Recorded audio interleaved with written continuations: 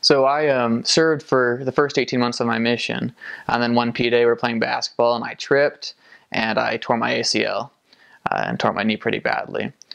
And then after a while trying to see if it would heal, if I could still keep going as a missionary and walk on it, we decided that it was best for me to go home to have surgery.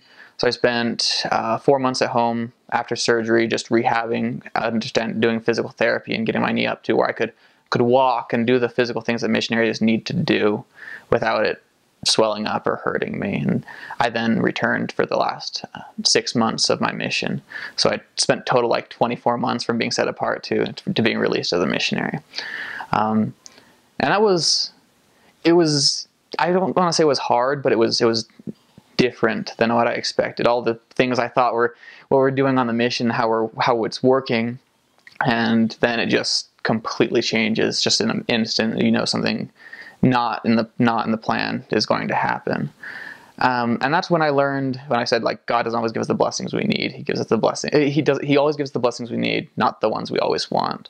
So the experiences that I had in deciding to go back to the mission field and making sure that I was continuing to read my scriptures and keep those study habits, and while I was preparing and while I was at home, keeping a missionary mindset with the knowledge that I'm going to return to mission, I'm going to finish it, really helped me grow my own personal testimony.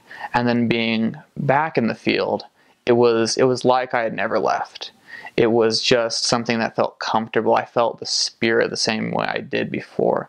And those last 6 months were some of the best of my mission, if not the best, as I had faced adversity, as my knee had been torn, but I was able to, I knew God wanted me there. I knew there was nowhere better for me to be than the mission field, no matter what had occurred to me.